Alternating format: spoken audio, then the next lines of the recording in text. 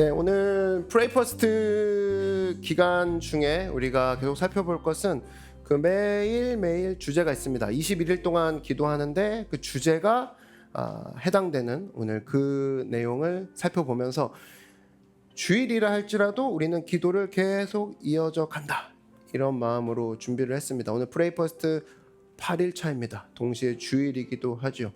이런 마음으로 함께 말씀을 볼 텐데요. 오늘 본문 말씀은 요한복음 말씀이 되겠습니다.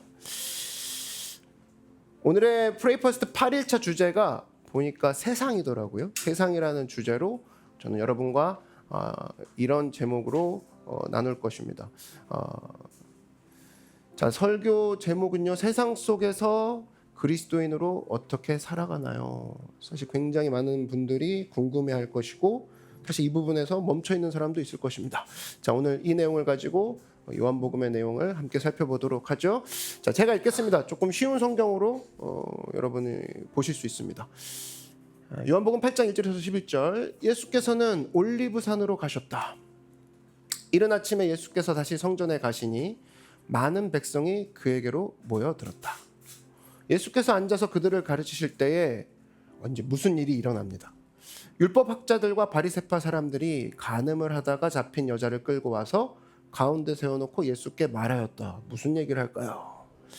선생님, 이 여자가 간음을 하다가 현장에서 잡혔습니다. 모세는 율법에 이런 여자들을 돌로 쳐 죽이라고 우리에게 명령하였습니다. 그런데 선생님은 뭐라고 하시겠습니까? 그러면서 성경이 그 의도를 얘기합니다. 그들이 이렇게 말한 것은 예수를 시험하여 고발할 구실을 찾으려는 속셈이었다.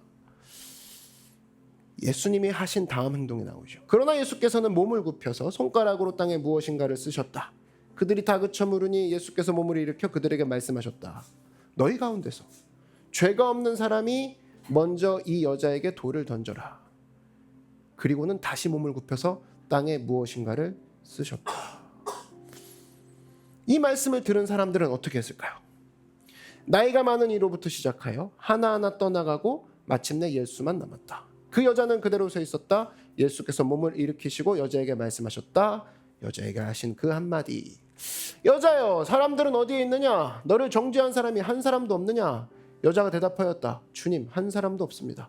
예수께서 말씀하셨다. 나도 너를 정죄하지 않는다. 가서 이제부터 다시는 죄를 짓지 말아라. 아멘.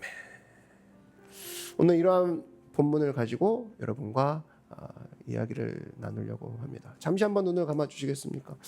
사랑해 주님, 감사합니다. 오늘 이 시간 이 성경에 나온 이 여인이 다른 사람의 이야기가 아닌 나의 이야기며, 또 그 여인을 대하신 예수님이 다른 사람의 예수님이 아닌 나의 예수님임을 기억하며 마음을 열고 말씀 가운데 주의 음성을 듣는 우리 모두가 되게 하여 주시옵소서. 예수님의 이름으로 기도드렸습니다. 아멘. 우리 옆 사람과 인사하겠습니다. 주의 말씀을 기대합시다. 네. 지금도 그렇지만 기독교인들이 고민하는 게 그겁니다. 나 세상 속에 살고 있어. 근데 세상에 살면서 어떻게 예수님의 사람답게 살 수 있을까? 그러면 세상을 떠나볼까? 그래서 막 어디론가 가보기도 하고 막 잠수 타기도 하고 합니다. 근데 아무리 해도 살펴볼 수 있는 건, 야, 결국엔 세상을 떠날 수 없군, 이걸 발견할 겁니다. 와, 세상만 옆에 없었어도 유혹이 없을 텐데, 세상만 옆에 없었어도 나는 내 생각대로 신앙생활 했을 텐데 왜 이렇게 유혹이 많은 거야? 왜 이렇게 나를 골치 아프게 하는 거야? 예배드리러 앉아있으면 모든 게 클리어할 줄 알았는데 머릿속은 와, 세상의 문제들과 이야기들이 아직 나에게 계속 여운이 있는 거죠. 그랬을 때에 고민을 하게 됩니다. 근데 제가 생각을 해봤습니다. 왜 고민할까? 그건 이거예요. 성경에서 세상이라는 단어가 나오거든요. 근데 세상이라는 단어가 두 가지 용도를 혼용해서 쓰기 때문입니다. 그래서 헷갈릴 수 있어요. 충분히 그럴 수 있어요. 성경에 보면은 두 가지의 세상이 나옵니다. 먼저 여러분이 보시면 금방 알 텐데, 금방 알 수 있는 세상, 먼저 요한복음 3장에 나와 있는 세상을 한번 보도록 하죠. 하나님이 세상을 이처럼 사랑하사, 분명히 세상이죠. 독생자를 주셨으니 이는 그를 믿는 자마다 멸망하지 않고 영생을 얻게 하려니라. 여기에 대해서의 세상은 하나님처럼 우리가 세상을 사랑하는, 하나님처럼 사랑해야 되는 세상이 있다라는 거예요. 근데 이것만 있으면 어렵지 않은데 반대 개념도 나옵니다. 요한일서에 보면 이런 얘기도 나와요. 이 세상이나 세상에 있는 것들을 사랑하지 말라. 누구든지 세상을 사랑하면 아버지의 사랑이 그 안에 있지 아니하니 이는 세상에 있는 모든 것이 육신의 정욕과 안목의 정욕과 이생의 자랑이니 다 아버지께로부터 온 것이 아니요 세상으로부터 온 것이니라. 여기서 말하는 세상은 뭐냐? 세상 사람들을 사랑하는데, 사람은 사랑하는데 그 정신은 사랑하지 말라. 이 두 가지가 같이 갑니다. 그러니까 사람들이 약간 헷갈리는 거예요. 어느 게 따라가야 될 세상이지? 근데 성경은 두 가지 다 보고 있으라는 겁니다. 너희는 이 세상을 향해서 사랑하지만 동시에 이 세상을 따라가지는 마라. 예를 들면 뭐 요즘 같은 경우는 동성애 같은 걸 얘기할 수 있죠. 동성애자들을 위해 기도하고 품어주는 거 맞아요. 그런데 동성애자들이 얘기하는 정신 따라가는 거 옳지 않다라는 겁니다. 뭐 이거 대표적으로 볼 수 있는 게 그거죠. 예수전도단의 바피츠 목사님 같은 경우가 대표적인 경우였죠. 뭐 우리 잘 아는 찬양 있죠. 사랑하는 나의 아버지. 이거 만드신 분이 바피츠 목사님이신데 사실 이분 같은 경우는 원래 동성애에서 고통받고 있다가 목사님으로 된 거죠. 그랬을 때에 그 사람을 사랑했던, 그 사람을 돌봐줬던 공동체의 정신 높이 삽니다. 그렇지만 그 목사님이 얘기하는 거는 그 정신을 따라가서는 안 된다. 동성애자를 따라가서는 안 된다. 분리가 되는 거죠. 그래서 한 사람을 사랑하고 한 사람을 돌봐주는 것과 그 사람이 쫓았던 세상의 정신을 따라가는 것과는 분리가 돼야 된다라는 겁니다. 그래서 동성애자들은 사실은 이런 거죠. 다양성을 가지고 막 호소합니다. 우리도 인정해달라. 뭐 인권이 있지 않냐. 근데 놀라운 거 뭔지 아십니까? 그들이 입양해서 자녀를 데리고 오죠. 자녀를 데리고 와요. 그런 순간 남자를 엄마라고 불러야 되고 여자를 아빠라고 불러야 되는 인권 유리는 그 밑에서 바로 일어나고 있습니다. 그거는 자기들은 완전 묵인하는 거죠. 사실 이거 굉장한 양면성인데 이런 이기적인 처사가 있음에도 그들은 계속적으로 우리의 인권을 존중해달라. 몇몇만 살펴봐도 금방 진단이 나옵니다. 그러니까 여러분 우리가 봐야 될 게 뭐냐. 동성애 가운데서 고통받고 있는 사람들, 그것 때문에 힘들어하는 사람들이 있으면 사랑해 주되 그 정신에 대해서는 따라가지 말라. 이 텐션, 이 긴장이 성경이 말하는 두 가지 정신이라는 겁니다. 그래서 이 내용들을 제가 정리를 해봤어요. 그러면 예수님께서는 과연 이 세상에 대해서 어떤 관점으로 우리에게 말씀을 하고 계실까? 사실 그게 굉장히 중요한 거 아닙니까? 예수님이 어떻게 생각하실까? 예수님은 우리에게 어떤 걸 바라실까? 그래서 제가 요한복음 17장 예수님의 그 마지막 설교들이 14, 15, 16장이거든요. 십자가 달리기 직전에 세 번의 어떤 설교의 텀들이 있습니다. 그리고 마지막에 설교를 다 끝내놓고 십자가 달리기 전에 제자들을 위해서 기도하는 장면이 요한복음 17장에 나와요. 거기 보면 예수님의 세상관이 딱 나옵니다. 자, 제가 한번 정리해 봤는데요. 요한복음 17장 보니까 이런 얘기가 나옵니다. 나는 세상에도 있지 아니하오나 그들은 세상에 있었고, 제자들 얘기하는 거예요. 나는 아버지께로 가옵나니. 근데 여기 영어 성경을 보니까 in the world라고 되어 있습니다. 아, 예수님은 in the world라고 표현을 하신, 세상에 있는 우리들을 in the world라고 얘기를 하셨어요. 근데 이 세상이란 단어가 한국말을 볼 때는 똑같은 줄 알았는데 제가 영어 성경을 보니까 그 차이가 보이더라고요. 다음 절을 보니까 이런 얘기가 나옵니다. 자, 15절 가니까 내가 비옵는 것은 그들을, 제자들이겠죠? 세상에서 데려가시기를 위함이 아니요. 한마디로 내가 비옵는 건, 야 제자들 그냥 야 너네 오늘부터 다 기도원 올라가. 그러니까 내려오지 마. 그래야 깨끗하니까. 이걸 원하는 것이 아니요 라고 하면서 어떤 표현 쓰시냐? out of the world라고 하십니다. of the world. 아, 그렇구나. 결국에 세상에 있지만 이거죠. 그들에게 속하지 않은, of the world가 되지 않는 이런 상황에서, 자 이제 내려가 봅시다. 자, 다음 가봅시다. 참, 다음 가볼 때 16절, 내가 세상에 속하지 아니함 같이 그들도 세상에 속하지 아니하사옵나이다. 여긴 또 다른 표현 씁니다. of the world, of the world. 그리고 이 world는 예수님이 마지막 기도에 더 정점으로 치달아서 다른 표현이 나옵니다. 한번 볼까요? 아버지께서 나를 세상에 보내신, 여기선 into the world가 나옵니다. 똑같이 나도 그들을 세상에 보내었고. 그러니까 정리하면 예수님이 원하는 건 제자들을 싸그리 묶어가지고 out of the world를 하는 게 원하는 게 아니라는 거예요. 그는 정반대로 너희가 in the world에 살면서 of the world는 하지 않으며 세상의 소유격에 속하지 않으며 동시에 너희는 세상 속으로 into the world를 하라. 요게 예수님이 알려주신 세상관이에요. 그러니까 무슨 얘기냐? 우리는 세상에 in the world 분명히 살고 있어요. 오늘도 이마트 가고 오늘도 자전거 타고 오늘도 친구와 밥 먹습니다. in the world. of the world가 아니라는 거예요. 그렇다고 해서 그들이 하는 모든 정신을 따라하는 건 아니라는 겁니다. 그렇다고 해서 모든 거에 동의하지 않는다는 겁니다. of the world. 그렇지 않을 거라는 거예요. 다만 우리는 뭐예요? into the world. 그들 안으로 들어갈 것이다 라는 거예요. 이게 헷갈리는 순간 교회 다니지만 왜 저는 세상에서 이렇게 괴롭힘을 받아야겠죠? 뭐 이런 질문에서 헤어나오지 못하고 교회 다니면서 친구 따라가고 그죠? 전혀 영향을 못 끼치는 거죠.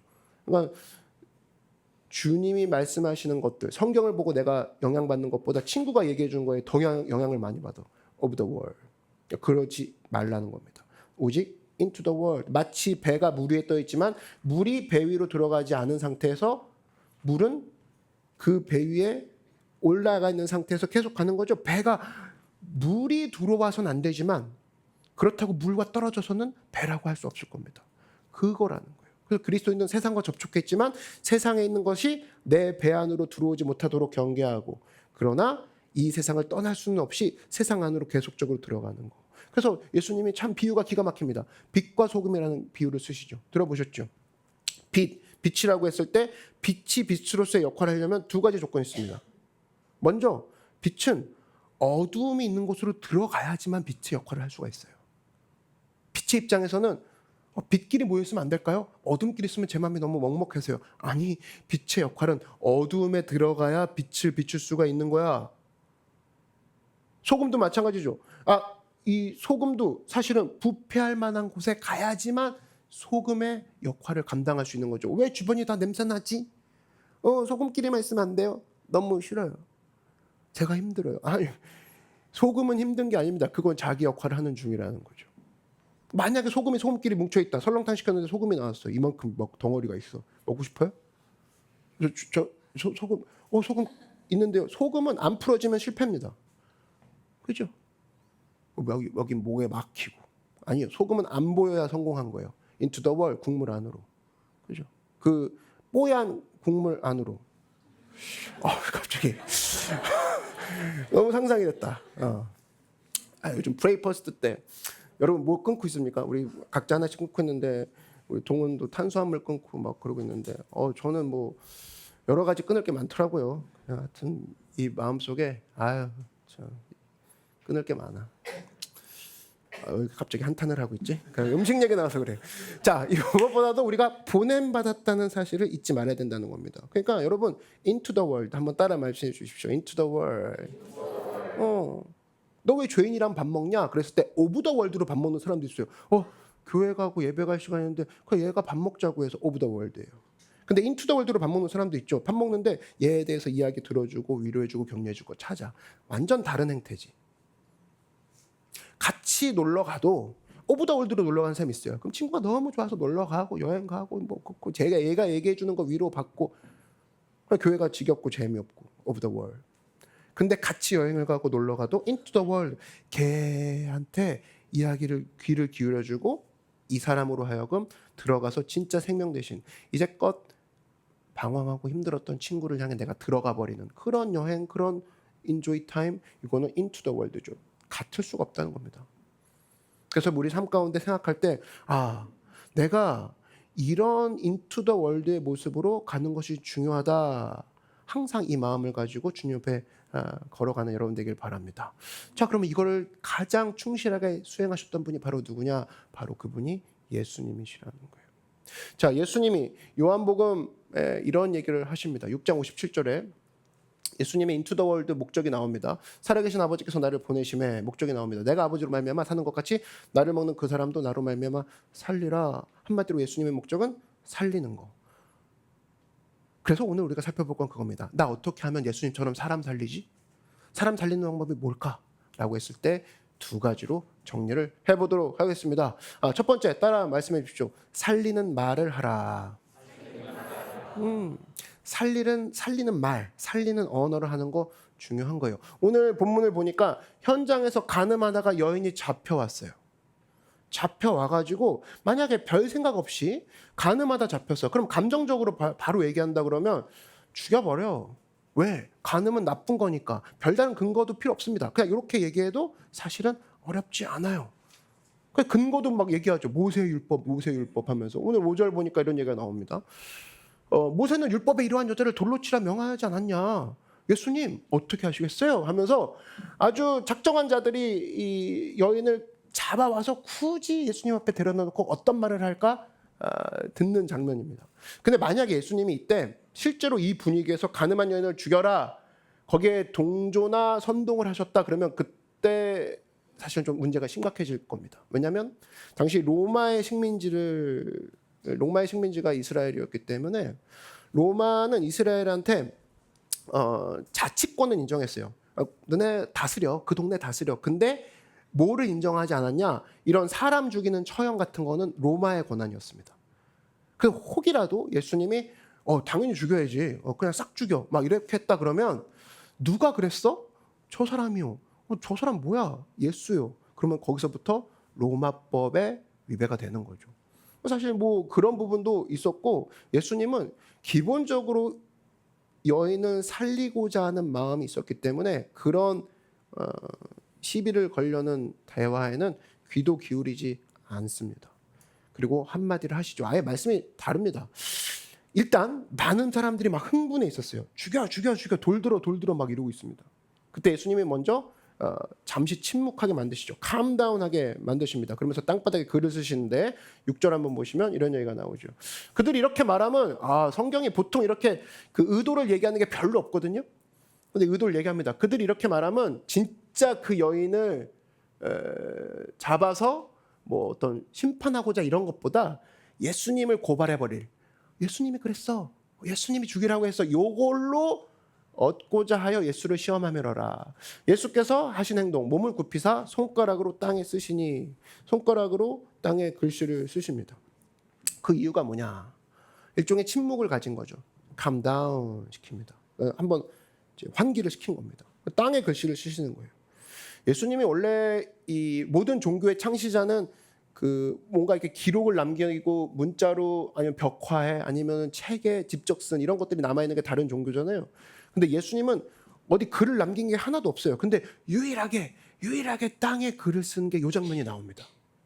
근데 참 예수님도 참 지혜로우시죠. 이렇게 남겨버리면 만약에 땅에다 흙에다 안 쓰고 바위에다가 쓰셨어. 야, 펜 갖고 와라. 아니면 막 돌로 파서. 그러면 사람들이 거기 또 쫓아가가지고 이스라엘 성지 순례하면서 우상 숭배하고 막 그럴까봐, 거기에 손대고 막 그럴까봐 썼다가 바로 지우시죠. 아무도 우상 숭배 못하게. 예수님 참 지혜로운 것 같아요. 그 다음에 얘기하시죠. 야, 내가 썼다가 바로 지운 다음에 뭘 썼는지 모르겠어요. 근데 얘기하시죠. 뭐라고 하냐. 7절에 이런 얘기가 나옵니다. 너희 중에 죄 없는 자가 먼저 돌로 치라 하시고. 기가 막힌 말씀 아닙니까? 이게 사람 살리는 말씀이라는 거예요. 여러분, 많은 사람들이 자기 자신에 대해서만 생각합니다. 그리고 이런 거죠. 그리고 그 생각이 굉장히 이기적이에요. 한마디로 정확히 얘기하면 자기를 제대로 스캔 못하고 있는 겁니다. 내가 누군지를 잘 몰라요. 그러니까 저 여자가 나타났으니까 나쁜 여자야. 그랬을 때 예수님께서 그 생각을 바꿔버리는 거죠. 너는 안 나빠? 이거죠. 생각의 방향을 바꿔버립니다. 너는 괜찮아? 딱 바꾸는 순간 너부터 생각해봐. 너희 중에라고 얘기해버리죠. 그러니까 돌을 들었어요. 근데 너는 칠 자신이 있어? 너는 먼저 돌을 칠 자격이 있어? 라고 얘기를 하십니다. 이게 바로 생명의 언어, 살리는 언어라는 거예요. 예수님이 그 여인을 살리셨던 방법이라는 겁니다. 그랬을 때 우리도 지금 말을 하고 살죠. 우리가 언어를 구사하고 삽니다. 그러면 똑같아요. 지금 이 예수님은 여인한테 기회를 한번 준 거라고. 한마디로 살리는 언어는 언제 할 수 있냐? 내가 이 말을 했는데 상대방이 기회를 다시 얻어. 그러면 살리는 말을 한 거예요. 그러니까 추상적이고 마음이 따뜻해져요. 이게 아니야. 뭐 그것도 일부의 결과일 수 있겠지만 상대적으로 그 사람이 들었을 때 소망을 갖게 되고 기회를 갖게 되었어요. 당신의 말 때문에. 그러면 나는 좀 아까 살리는 말을 한 거야. 자기도 모르게. 그게 살리는 말이에요. 뭐 미사여고 막 동원했는데 너는 뭐 나중에 보자, 뭐 내가 지금 카운트하고 있다. 이거 기회를 안 주는 거잖아요.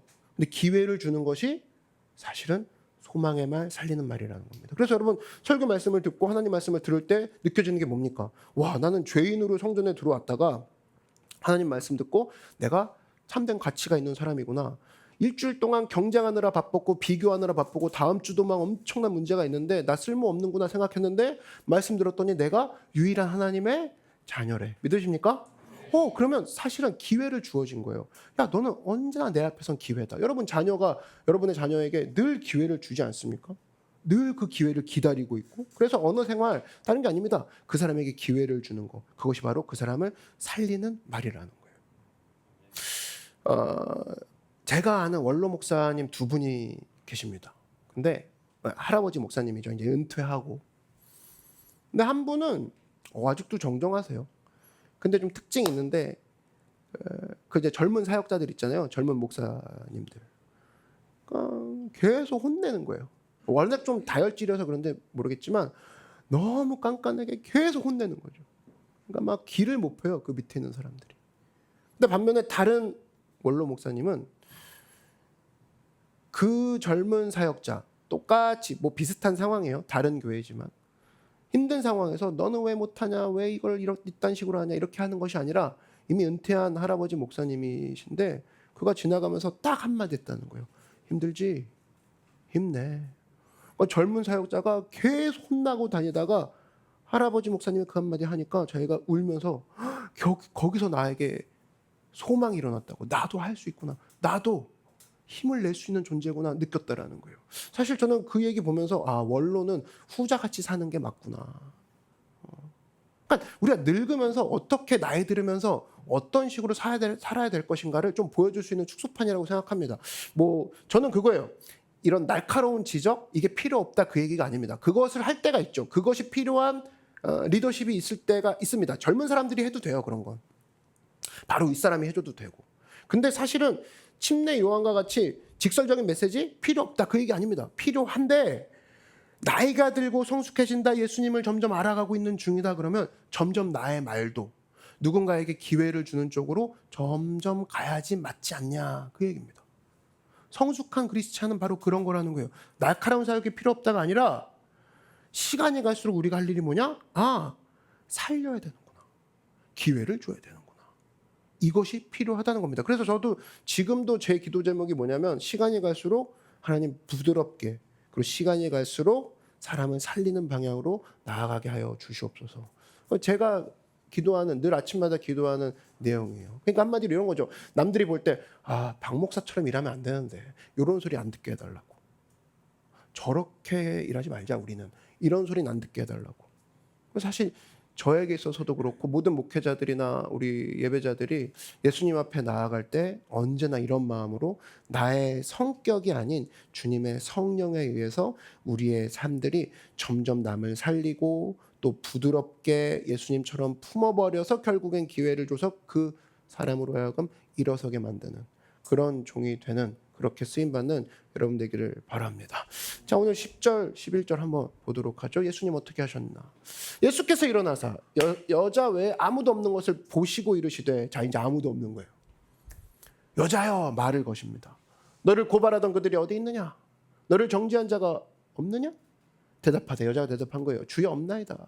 예수께서 이르시되 나도 너를 정죄하지 아니하노니 가서 다시는 죄를 범하지 말라. 사람들 다 떠났습니다. 여자여 부르십니다. 다 어디 있어?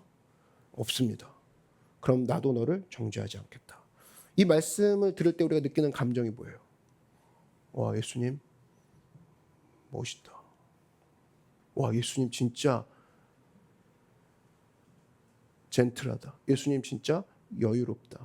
이런 느낌을 받지 않습니까? 성도가 이렇게 살아야 된다는 거예요. 많은 사람들이 돌 들고 죽이겠다고 할 때 막으면서 한마디 말로 그들을 저지하는 거죠. 야, 이 여자 너희들도 그렇게 할 수 있어? 그리고 그 여자를 대할 때, 죄인을 대할 때도 다시는 그렇게 하지 마 하면서 따뜻하게 얘기해 줄 수 있는 거, 그게 사람을 살리는 거라는 겁니다. 오늘 요한복음 이 내용엔 기적이 등장하지 않습니다. 그죠? 전부 다 말로 하신 거 아니에요? 말로 사람 살린 거 아니에요? 말로 3분 전에 잡혀온 여자가 예수님의 말 하나로 기운 얻고 사람들도 돌아가고, 여자도 다시 한번 제2의 인생을 살고, 말로만. 이거 기적이 등장했습니까? 예수께서 갑자기 손가락으로 돌을 가리켜서 쫙 들려 올리시고 모든 사람들 하면서 손가락을 뿌리시며 돌들이 사방으로 날라 사람들이 맞아 쓰러지며, 그죠? 그런 일이 없잖아요. 그렇고 그런 거 보이면 우리는 예수님이시니까 하지 우린 못 하잖아요. 그거 알라고 말로만 보여주시는 거예요. 죄 없는 사람 화들짝 놀라게 만들죠. 야, 쳐. 아싸. 근데 죄 없는 사람만 띵. 나 어저께도 죄 졌는데, 솔직히 나도 간음하고 있는데, 그럼 손에 힘이 싹 풀리는 거죠. 그게 능력이에요. 그게 능력이라고. 그래서 우리가 할 수 있음을 보여주는 겁니다. 정죄통에서 사람 절대 안 변해요. 너는 왜 그렇게 행동해? 이걸로 사람 변했으면 벌써 변할게요. 저는 그렇게 생각하지 않고, 교회 지금 10년째 그 교회 담임을 하면서 느끼는 게, 정죄로 사람이 절대 안 변하는구나. 절대 안 변하는구나. 참 신기하더라고요. 항상 사랑이 필요해, 진짜. 그러니까 그러려니라는 마음도 필요해요. 그리고 시간이 가면서 under the construction, 공사 중이겠거니, 그건 참 신기해요. 그래서 그 목사님 뭐 상담해요. 그래, 상담하자. 금요일날 봬요. 그래, 금요일날 보자. 밥 먹입니다. 그래, 별 얘기 안 하죠. 그럼 얘기 들어주고 너무 회복됐어요. 그러면 주일날 안 오고 막 그런 거. 계속 그런 것들이 예상을 하는 겁니다. 금요일날 밥 먹었다고 주일날 오는 보장은 없을 거야. 그게 이제 9년 반쯤에 이제 딱 마음이 주시면서, 얘야, 주님이 너무 서둘지 말아라. 그죠? 상담 한 30분 합니다. 그 다음 주에 안 오고 막 그런 거. 계속 그런 거. 근데 그게 돌을 들다가도 예수님이 저한테 그러죠. 너는 괜찮아? 저도 괜찮지 않습니다. 돌을 저한테 막 찍으려고 하는데 예수님이 막으시죠. 야, 기다려. 그건 말로 되는 게 아니다. 정죄해서 되는 게 아니다. 내가 너를 그렇게 품었듯이. 믿으십니까? 예, 그래서 언제나 이런 마음으로 사람을 말로 살려버리는, 사람을 말로 소망을 주는 여러분들에게 주의 이름으로 축원합니다. 자, 그 다음에 따라 말씀해 주시죠. 살리는 생각을 하자. 살리는 생각을 해야 돼요. 삐아제라는 사람이 이런 얘기했습니다. 사람은 탈분화화를 한다고. 한마디로 자아가 이제 분리되는 그런 현상이 일어난다고 하는 거죠. 어떨 때? 인간이 성숙될 때.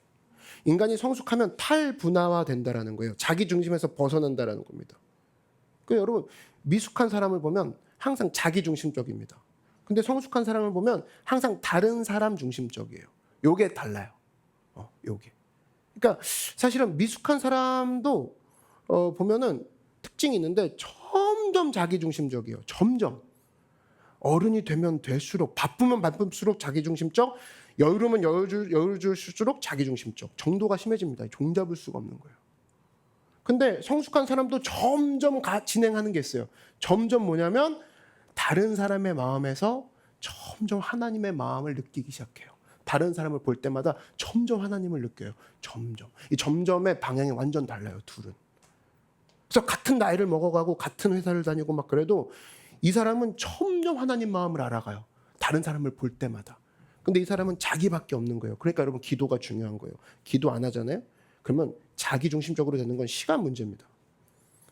그래서 여러분, 하나님 앞에 우리가 부르짖는 내용이 뭐냐? 하나님 앞에 부르짖는 건, 주님, 제가 하나님의 눈으로 보고 하나님의 마음으로 생각하게 하여 주시옵소서. 이것이 항상 우리의 소망하는 기도가 돼야 된다라는 거예요. 그래서 예수 믿는 건 그겁니다. 한 글자로 정리한다 그러면 예수 믿는 것은 생각이 변화되는 거예요. 생각이. 맨날 자기만 생각합니다. 그리고 이 사람은 하나님을 생각하는데 다른 사람을 봐도 하나님이 생각나요. 그러니까 오늘도 한번 보십시오. 예수님이 보시면 행동 변화를 일으키기 전에 생각 변화부터 일으키시죠. 우리가 프레임을 볼 수 있어야 돼요. 무슨 이야기냐? 많은 사람들이 자기 자신한테는 관대한 상태인 거죠. 야, 죽여. 말도 안 되지. 여인의 죄만 생각합니다. 자기 죄는 생각 안 해요. 근데 너 자신을 한번 볼래? 너는 괜찮아 라고 하는데 그때부터 전 괜찮지 않은데요? 이퀄 저도 용서해 주세요. 저도 괜찮게 될 수 있나요? 라는 생각으로 사람들이 전환을 순식간에 하게 됩니다.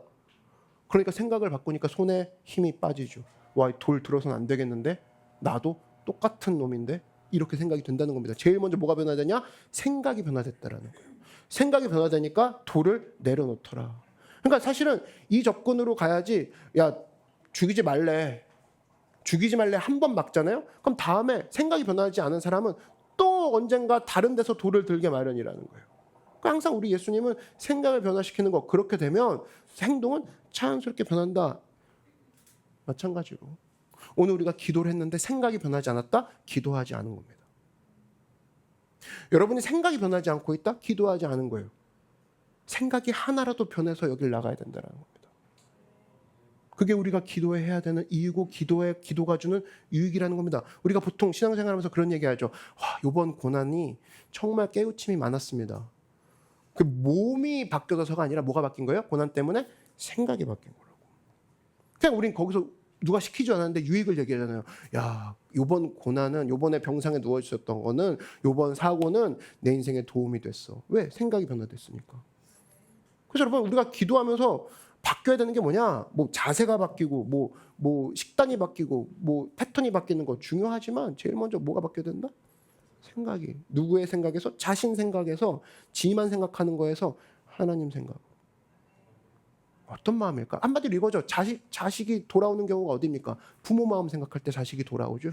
맨날 지만 생각하다가 아유, 엄마 마음에 그러겠지, 아빠 마음에 그러겠지 하는 순간 애가 철든다고. 그러니까 철들려면은 행동을 바꾸기 전에 생각부터 바꿔야 된다는 겁니다. 식물은 보니까요. 식물은 자라나는 방향이 중력과 반대 방향으로 자라난다고 하더라고요.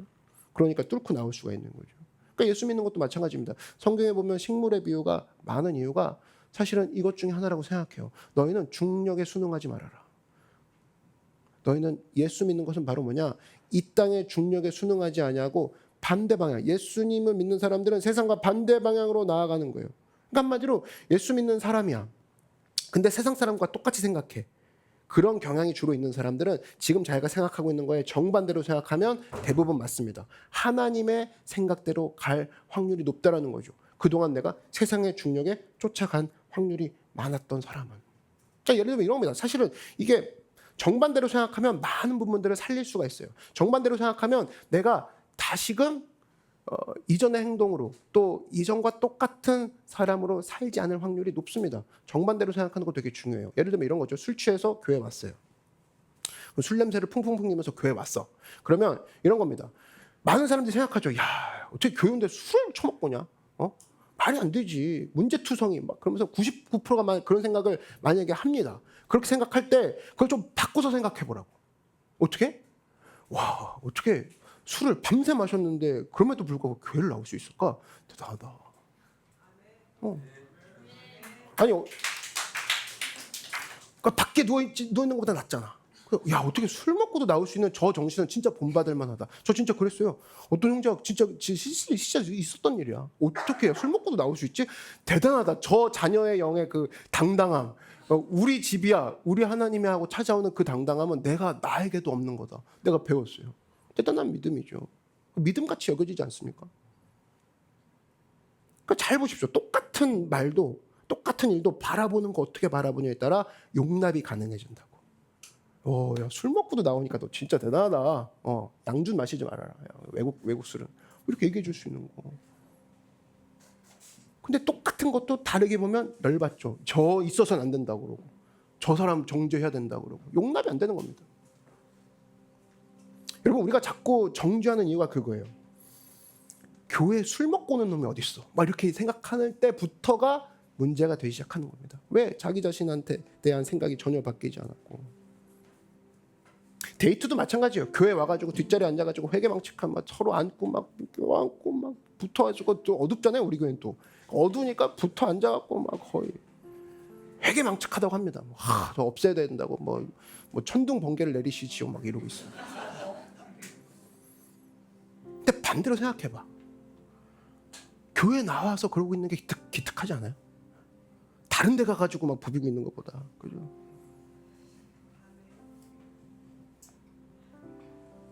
아무도 동의 안 하네. 약간 동의. 그러니까 약간 여러분들 약간 바리새이적인 사고 방식이 약간 여러분 있을 가능성이 커요. 살짝 있어. 생각을 한번 크게 해보라고. 크게. 또 어떤 사람이 물었어요. 어떤 사람이 물었대. 목사님한테 물었어요. 목사님 기도할 때 담배 피워도 됩니까? 안 된다 라고 했어요. 똑같은 목사님에게 한 분이 또 물었어요. 목사님 그럼 담배 피울 때 기도해도 돼요? 된다. 어떤 죄악에서도 하나님을 의지해라.